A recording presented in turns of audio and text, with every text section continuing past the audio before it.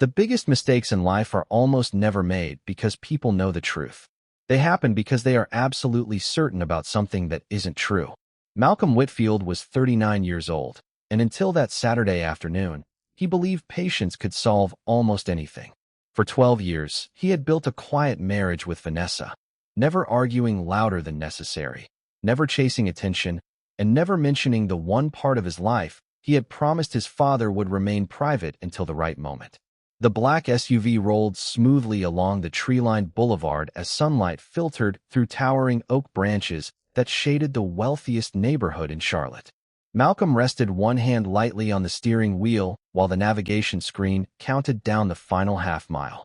Everything around them looked untouched, from the perfectly trimmed hedges to the stone walls that stretched farther than most people realized. Vanessa glanced out the passenger window before folding her arms. "Are you sure this is the right address?" she asked without looking at him. Malcolm nodded once. "I'm sure." She let out a short laugh that carried more frustration than amusement. "Malcolm, these houses belong to billionaires.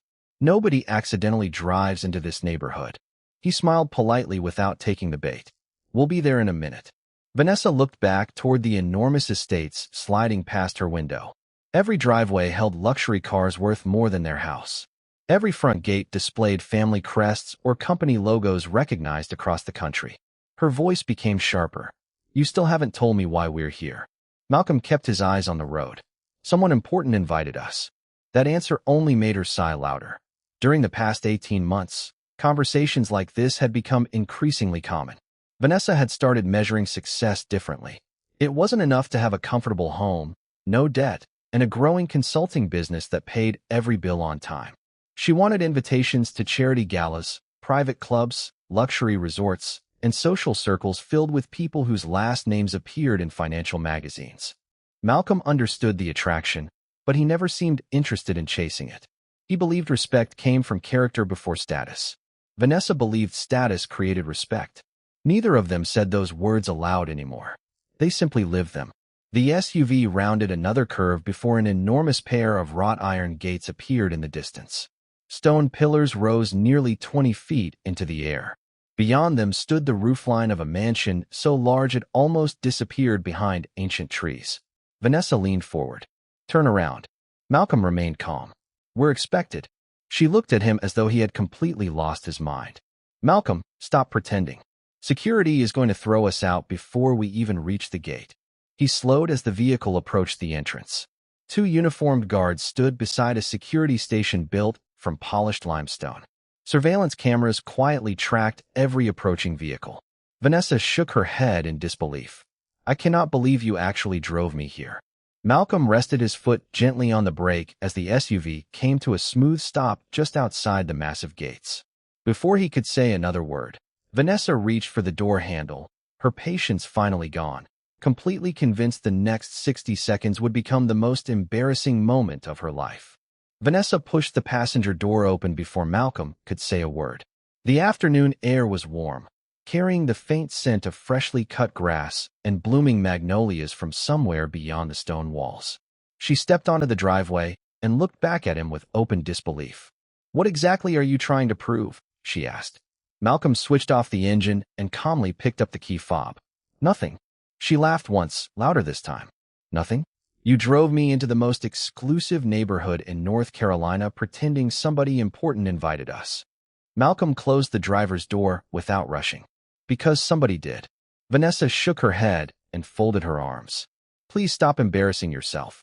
One of the security guards began walking toward them with measured steps. His uniform was perfectly pressed, and an earpiece rested discreetly behind one ear. Vanessa lowered her voice.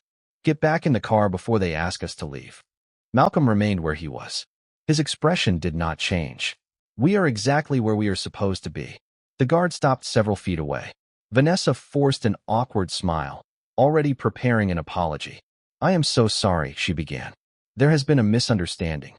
We are leaving right now." The guard looked past her toward Malcolm. His serious expression softened almost immediately. "Good afternoon, Mr. Whitfield." Malcolm gave a small nod. "Good afternoon, Daniel." Vanessa turned her head so quickly that a loose strand of hair fell across her face. She stared at the guard, then back at Malcolm. "You know each other?" Daniel smiled politely. It is good to see you again, sir. We have been expecting your arrival. Malcolm answered with the same quiet voice he always used. Thank you. Vanessa stepped closer to Malcolm. What is happening? Before he could answer, another security officer pressed a button inside the gatehouse. The massive wrought iron gates began opening without hesitation. Their movement was smooth and silent, revealing a long private road lined with towering oak trees that stretched toward the distant mansion. Vanessa looked through the opening, then back at the guard. There must be some mistake. Daniel remained professional. No mistake, ma'am. Malcolm started walking toward the entrance at an unhurried pace. Vanessa stayed where she was for several seconds before catching up beside him. Malcolm. He looked at her. Yes. Why did he call you Mr. Whitfield like that? Because that is my name. Her frustration returned immediately. Do not play games with me. Malcolm simply continued walking. Gravel crunched softly beneath their shoes as they crossed through the gates. The private road curved gently between perfectly maintained gardens. Every flower bed looked carefully planned. Marble fountains reflected the afternoon sunlight. In the distance, workers trimmed hedges with quiet precision.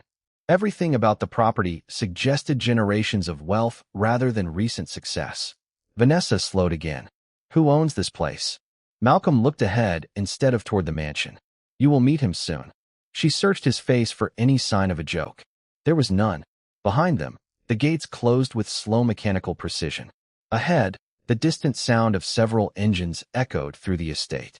A convoy of black luxury sedans appeared from around the far curve, moving toward them in perfect formation while every employee along the driveway quietly stopped working and turned their attention toward Malcolm. Irritation slowly gave way to confusion as Vanessa watched every gardener, every housekeeper, and every member of the security team quietly stop what they were doing. No one rushed. No one whispered. They simply stood with calm attention as the line of black sedans rolled closer along the curved driveway. The lead vehicle came to a smooth stop less than 20 feet away. A chauffeur stepped out first and opened the rear passenger door without hesitation. Vanessa expected to see a famous politician, a celebrity, or the chairman of some international corporation. Instead, an older African-American man with silver hair and perfect posture stepped onto the driveway, wearing a dark navy suit that carried quiet confidence rather than flashy wealth. He looked around once before his eyes settled on Malcolm. His expression softened immediately. You made it, the older man said. Malcolm smiled for the first time that afternoon. I told you I would. The older man walked forward with steady steps and placed one hand warmly on Malcolm's shoulder. I was beginning to think traffic had won. Malcolm let out a quiet laugh. Charlotte traffic almost did. Vanessa looked from one face to the other. The familiarity between them was impossible to fake. There was no awkwardness, no performance, only the comfort of people who had known each other for a lifetime. Before she could process another thought, every employee standing nearby lowered their heads respectfully. Good afternoon, Mr. Whitfield, several voices said almost at the same time. Vanessa blinked. Then she looked at the older man again. She had seen his face before. Magazine covers, business interviews, financial television, newspaper headlines. Benjamin Whitfield, founder and chairman of Whitfield Global Holdings, one of the wealthiest men in the world. Her breathing slowed. Her mind searched desperately for another explanation. Malcolm noticed her expression but remained silent. Benjamin finally turned toward Vanessa with a polite smile. You must be Vanessa. I have heard your name many times. She struggled to answer. Yes, it is an honor to meet you, sir. Benjamin extended his hand. Welcome. She shook it automatically, still trying to understand why Malcolm seemed completely comfortable standing beside him. Benjamin looked back at Malcolm. Your mother has been checking the front windows every 5 minutes. She insisted you would arrive before dinner. Malcolm smiled again. I missed her. Benjamin nodded once. She missed you more. Vanessa felt a strange pressure building in her chest. She looked at Malcolm. You know Mr. Whitfield personally? Malcolm answered with the same calm voice that had frustrated her all afternoon. Yes. Benjamin raised an eyebrow before looking between them. Personally, he chuckled softly. That is one way to describe it. Vanessa forced a nervous smile, hoping someone would finally explain the joke. Benjamin studied her face for a brief moment before turning back toward Malcolm. I noticed you walked through the front gate instead of driving up. Malcolm glanced toward the entrance road behind them. It seemed easier at the time. Benjamin's expression became more thoughtful. That is unusual. You never leave your vehicle outside. Malcolm remained quiet for several seconds. He did not look embarrassed. He did not look angry. He simply answered with complete honesty. Vanessa asked me to get out before we reached the gate. Silence settled over the driveway. Benjamin slowly shifted his attention toward Vanessa. The warmth in his eyes did not disappear, but the easy smile quietly faded as he realized there was an entire story he had not yet heard. Benjamin did not raise his voice. He did not react with visible anger. Instead, he looked at Malcolm with the quiet concern of a father who sensed he had missed something important. "Would you tell me what happened?" he asked. Malcolm slipped both hands into his pockets and answered without emotion. "There is not much to tell. Vanessa thought I had driven into the wrong neighborhood. She believed security would remove us, so she asked me to leave the vehicle before we reached the entrance." Benjamin remained silent for several seconds. He turned toward Daniel, the head of security. "Were you here when they arrived?" Daniel nodded respectfully. "Yes, sir. I greeted Mr. Whitfield at the gate just as I always have. Mrs. Whitfield apologized for entering the property and believed they had made a mistake.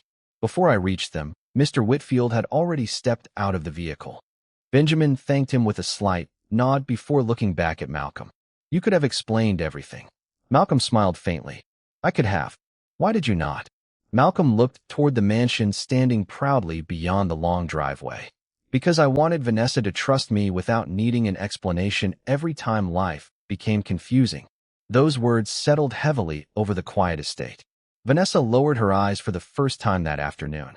She remembered every conversation during the past year, every comparison, every complaint about promotions, luxury vacations, expensive neighborhoods, and successful husbands she had seen online. Malcolm had never argued. He had simply listened. She had mistaken his silence for weakness. Benjamin studied her expression carefully before speaking again. "My son has always preferred a simple life. His mother and I never agreed with every decision he made, but we respected it because it reflected his character." Vanessa slowly lifted her head. "Your son?" Benjamin looked genuinely surprised. "You did not know?" She stared at Malcolm, waiting for him to deny it. He never did. Benjamin continued in the same calm tone. "Malcolm is my only child. 20 years ago, he asked to build a life without relying on our family name. He wanted every friendship, every opportunity, and every relationship to exist because of who he was, not because of what I owned." Vanessa felt as though every memory from their marriage had suddenly shifted into a completely different shape. She remembered the modest house Malcolm insisted was more than enough. She remembered the old pickup truck he had driven for years before quietly replacing it with the sport utility vehicle they own now. She remembered every time she had asked why he never seemed impressed by wealth. She had assumed he lacked ambition. The truth was almost impossible to accept. Benjamin gently placed one hand on Malcolm's shoulder again. "Your mother has prepared dinner herself. She has been looking forward to today for weeks." Malcolm nodded. "I have been looking forward to seeing her too." A distinguished woman wearing an elegant cream-colored suit appeared at the top of the mansion steps. The moment her eyes found Malcolm, her face brightened with unmistakable joy. She did not hesitate. She walked down the wide staircase with surprising energy, ignoring everyone else around her until she reached her son. Without saying a word at first, she wrapped both arms around him with the quiet relief of a mother finally welcoming her child home, while Vanessa stood frozen beside the driveway, realizing she had spent years living with a man whose true life she had never even begun to understand. Evelyn Whitfield held Malcolm a little longer before stepping back with both hands resting gently on his shoulders. She smiled through eyes that reflected months of anticipation instead of surprise. "You look thinner," she said softly. Malcolm laughed. "That is what you always say." "Because it is always true." Benjamin smiled at the familiar exchange before turning toward the mansion. "Come inside. Dinner is waiting." Malcolm nodded but did not move immediately. Instead, he looked toward Vanessa, who still stood several feet away with her hands clasped tightly together. She had never felt more out of place. Every employee seemed to know exactly who Malcolm was. Every person spoke to him with natural respect rather than exaggerated admiration. There was no performance, no attempt to impress him, only quiet loyalty that could only come from years of genuine relationships. Evelyn finally noticed Vanessa standing alone. She walked over with the same warmth she had shown Malcolm. "You must be exhausted after the drive," she said kindly. "I am Evelyn. I have wanted to meet you for a very long time." Vanessa forced a nervous smile. "Thank you, Mrs. Whitfield." Evelyn gently shook her head. "Please call me Evelyn." Vanessa nodded, but the words refused to come naturally. Her thoughts continued replaying everything that had happened at the front gate. She remembered telling Malcolm they did not belong there. She remembered assuming security would remove them. Most painfully, she remembered insisting that he get out before they embarrassed themselves. Benjamin quietly observed her expression before speaking to Malcolm again. "I have something to show you after dinner." Malcolm looked curious. "Is everything all right?" Benjamin smiled. "Everything is better than all right." Malcolm recognized that smile from childhood. It usually meant his father had been planning something for weeks. As they began walking toward the mansion together, two butlers opened the massive front doors before anyone reached the entrance. The grand foyer revealed polished marble floors, towering windows, and family portraits that stretched back generations.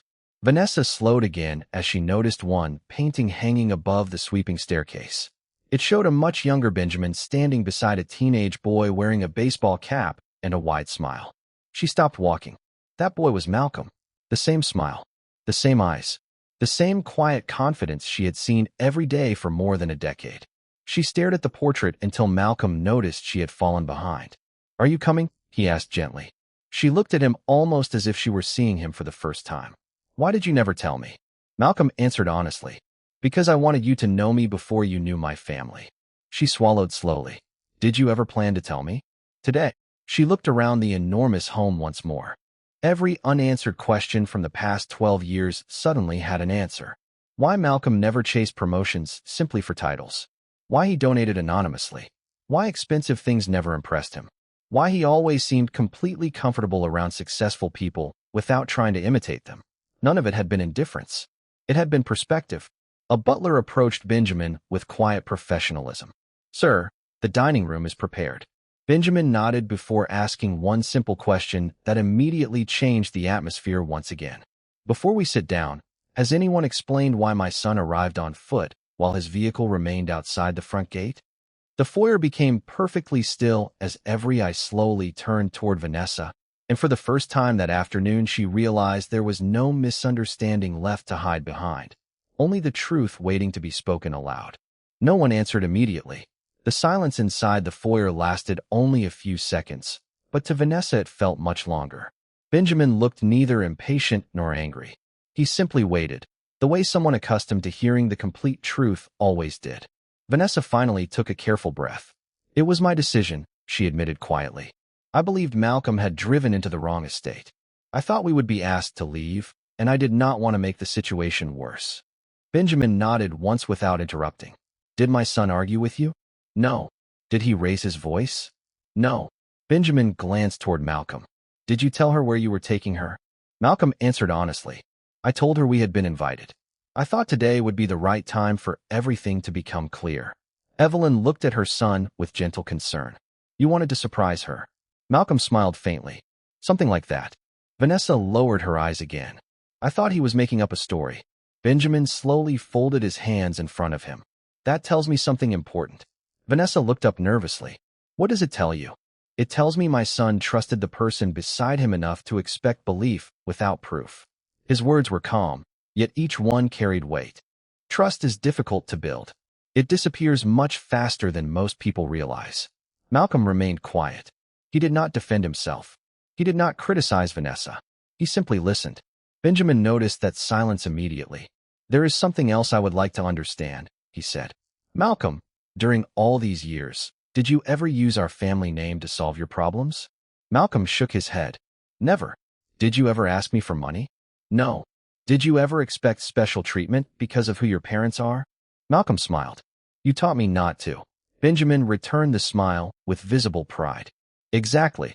Evelyn gently touched Malcolm's arm. "Your father and I respected your decision because we believed one day you would know exactly when to bring your two worlds together." Vanessa felt every sentence making the distance between her assumptions and reality even greater. She remembered telling friends that Malcolm lacked ambition. She remembered wondering why he seemed satisfied with ordinary things. Now she realized he had chosen simplicity instead of needing it. Benjamin walked toward one of the tall windows overlooking the front driveway. Malcolm's sport utility vehicle was still parked near the entrance where everything had begun less than an hour earlier. "Do you know why that vehicle matters to me?" Benjamin asked without turning around. No one answered. He continued, "I offered Malcolm more expensive cars many times. Every single time he refused. He said the vehicle carried his family safely, and that was enough." Benjamin finally turned back toward Vanessa. Character reveals itself through small decisions repeated over many years. Vanessa felt her throat tighten. She wanted to explain that she had never intended to hurt Malcolm. She wanted to say the pressure of comparing their lives with everyone else had slowly changed the way she saw success. Yet every explanation sounded smaller than the truth she now faced. Malcolm stepped beside her with the same quiet kindness he had shown throughout the afternoon. "We cannot change what already happened," he said softly. "We can only decide what happens after today." Before Vanessa could respond, a butler entered the foyer carrying a sealed ivory envelope on a polished silver tray. He stopped respectfully in front of Benjamin. "Sir, the board members have arrived earlier than expected, and they are waiting in the library. They have asked whether Mr. Malcolm Whitfield will be joining the meeting as originally scheduled." The butler stood quietly with the silver tray held at chest level while Benjamin accepted the envelope and glanced at its contents. A faint smile crossed his face before he handed the paper directly to Malcolm. "It appears they are eager to begin," he said. Malcolm unfolded the letter and scanned the single page. "They came earlier than planned." Benjamin nodded. "Most of them have been waiting years for this meeting." Vanessa watched the exchange with growing disbelief. "What meeting?" she asked. Benjamin answered without hesitation. "The board of Whitfield Global has gathered to formally welcome the next generation of leadership." Vanessa slowly turned toward Malcolm. "You are part of the board?" Malcolm folded the letter carefully and returned it to the envelope. "Not yet." Benjamin smiled. "In a few minutes, he will be." The words settled heavily over the room. Vanessa felt as though the floor beneath her had shifted again. Less than an hour earlier, she had believed Malcolm did not belong in this neighborhood. Now she was listening to a conversation about one of the largest corporations in the country preparing to place him in a position of extraordinary responsibility. Evelyn noticed the uncertainty on Vanessa's face and spoke gently. "Malcolm never wanted power for its own sake. That is exactly why his father believes he is ready." Benjamin looked at his son with unmistakable pride. "Leadership is not about having the loudest voice in the room. It is about making the people around you feel secure. You have been doing that your entire life."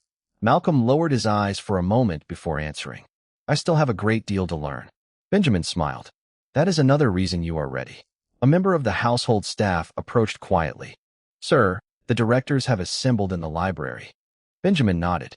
"Please let them know we will join them shortly." The employee excused himself without another word. Malcolm turned toward Vanessa. His expression remained calm, exactly as it had been throughout the afternoon. There was no satisfaction in proving her wrong, no desire to embarrass her, only quiet disappointment that neither of them could ignore anymore. Vanessa struggled to meet his eyes. "I owe you an apology," she said softly. Malcolm listened without interrupting. "I stopped believing in you long before today. I kept comparing our life with everyone else. I convinced myself success had to look a certain way. I never stopped to ask why you valued different things." Malcolm took a slow breath. "I never expected you to admire wealth. I only hoped you would trust me." Those words hurt more than any accusation could have. Vanessa felt tears gathering, but she quickly blinked them away. "I did trust you once." Malcolm nodded. "I know." Benjamin quietly observed the conversation before speaking again. "Trust can sometimes be rebuilt. Sometimes it cannot. That decision belongs only to the people who shared it." No one argued with him. The silence that followed felt honest rather than uncomfortable. Malcolm looked toward the hallway leading deeper into the mansion. Beyond those walls waited executives, directors, and a future he had intentionally delayed for years. Behind him stood the woman he had hoped would walk into that future beside him. He realized both paths had reached the same moment at exactly the same time. Benjamin placed one reassuring hand on Malcolm's shoulder. "The board can wait another few minutes," he said. "Some decisions are measured in contracts. Others are measured in the people we choose to carry into the next chapter of our lives. Only you can decide which conversation needs to happen first. Malcolm stood quietly for several moments before looking directly at Vanessa. His voice remained calm, carrying neither resentment nor satisfaction. When we married, I believed we were building a life together, not competing with anyone else. Vanessa lowered her eyes. I know, Malcolm continued. I never hid my family because I was ashamed of them. I hid my last name because I wanted to know whether the people around me valued who I was after everything else disappeared. Evelyn gently folded her hands together. She understood exactly why her son had made that choice years ago, even if it had cost him more than anyone realized. Vanessa slowly stepped closer. I failed that test. Malcolm did not answer immediately. He looked through the tall windows toward the driveway where their sport utility vehicle still remained outside, exactly where the afternoon had changed forever. This is not about a test, he finally said. It is about the small choices we make every day. Every conversation, every assumption, every moment we decide whether to believe the person standing beside us. Vanessa felt the weight of those words settle deeply inside her. She remembered the countless evenings Malcolm had quietly listened while she compared their lives to couples she followed online. She remembered dismissing his contentment as a lack of ambition instead of recognizing it as confidence. I kept chasing a picture that never stopped changing, she admitted. No matter what we had, I kept believing someone else had more. Benjamin nodded slowly. Comparison has a remarkable way of convincing successful people that they have failed. Vanessa looked toward him. I understand that now. Benjamin answered kindly. Understanding is an important beginning. It is not the same as repairing what has already been broken. Malcolm took a slow breath before speaking again. For 12 years I believed trust would grow stronger with time. Today I realize time alone does not strengthen trust. The choices we make do. The room fell silent once more. No one interrupted him. No one tried to persuade him toward one decision or another. Evelyn gently reached for Malcolm's hand. Whatever you choose, your father and I will respect it. Malcolm smiled gratefully before turning back toward Vanessa. You deserve honesty, just as I always wanted honesty from you. Vanessa nodded, preparing herself for whatever came next. I cannot continue pretending today changed only because you discovered who my family is, Malcolm said. The truth is that today revealed something much more important. It showed us how differently we have been seeing each other for a long time. Vanessa closed her eyes for a brief moment before answering. You are right. Malcolm's voice never became harsh. I do not hate you. I never will. But I cannot ignore what happened simply because everything became comfortable again after the truth came out. Tears gathered in Vanessa's eyes, but she remained composed. If you decide to walk away, I will understand. Malcolm gave a slow nod. Then I think it is time for both of us to stop holding onto the version of our marriage that no longer exists. Benjamin quietly looked away, giving them the privacy of dignity even while standing only a few feet apart. Evelyn gently rested one hand against Vanessa's shoulder for a brief moment before letting it fall. There was compassion in the gesture, but no attempt to change the outcome. Malcolm reached into his jacket pocket, removed the wedding band he had worn faithfully for 12 years, and carefully placed it on the small entry table beside the grand staircase. Then he looked at Vanessa one final time and said, I truly hope you find the happiness you were searching for, even if our paths no longer lead to the same future. Malcolm looked at the wedding band resting on the polished entry table for one quiet moment before turning toward the hallway that led to the library. His steps were steady, not because the decision had been easy, but because he understood that some endings were necessary before new beginnings could honestly exist. Benjamin walked beside him without speaking. Evelyn remained near Vanessa for another moment, offering a gentle smile filled with compassion rather than judgment. People often believe wealth changes a person, she said softly. In my experience, it simply reveals what was already there. Vanessa nodded slowly. I understand. Evelyn touched her hand briefly. I hope one day this memory becomes a lesson instead of a burden. With that, she followed her husband and son toward the library. Vanessa remained alone in the grand foyer. The mansion that had seemed like a dream only an hour earlier now felt strangely quiet. She looked toward the front doors and remembered the moment she had insisted Malcolm leave the vehicle outside the gates. Nothing about that memory could be changed. She realized the greatest thing she had lost was never the fortune she had just discovered. It was the quiet man who had spent 12 years choosing patience over pride. Meanwhile, Malcolm entered the library beside Benjamin. Around a long walnut table sat executives and directors whose combined experience stretched across decades. Every person stood as Malcolm entered the room. There was no applause, no dramatic announcement, only sincere respect. Benjamin walked to the head of the table. "Ladies and gentlemen," he said, "today I am proud to introduce the man I have trusted long before I ever considered introducing him to this board. My son, Malcolm Whitfield." Malcolm greeted each director with a handshake before taking his seat. The meeting lasted less than an hour, yet every conversation centered on responsibility rather than privilege. Plans for future investments, community partnerships, employee education, and long-term growth filled the discussion. Malcolm listened more than he spoke. When he finally offered an opinion, the room listened carefully because his words reflected thoughtful judgment instead of personal ambition. As the meeting concluded, Benjamin placed a simple folder in front of his son. Inside rested the official documents confirming Malcolm's appointment to the board of Whitfield Global. Malcolm signed his name with the same calm expression he had worn throughout the day. There was no celebration, only quiet acceptance of a responsibility he had never sought but was finally prepared to carry. Later that evening, Malcolm stepped onto the mansion terrace as the sun disappeared beyond the trees. The evening air felt cooler than before. Benjamin joined him, holding 2 cups of coffee. He handed one to Malcolm without speaking. After a long silence, Benjamin smiled. "Do you regret waiting so many years?" Malcolm looked across the estate before answering. "No. I learned who truly knew me without the family name. That lesson was worth more than any inheritance." Benjamin nodded with quiet approval. Across town, Vanessa drove home alone in the same sport utility vehicle she had once considered too ordinary.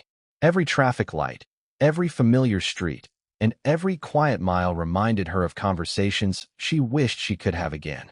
She finally understood that genuine character rarely announced itself with expensive clothes, famous names, or impressive titles. Sometimes it sat quietly beside you for years, asking for nothing except trust. Malcolm watched the first stars appear above the estate and felt something unexpected. Not triumph, not revenge, simply peace. He had not regained his identity because it had never been lost. He had only stopped hiding it. More importantly, he had discovered that the greatest fortune a person could ever protect was never measured in dollars, estates, or corporate influence. It was measured by the people who believed in you before they knew what your last name could buy.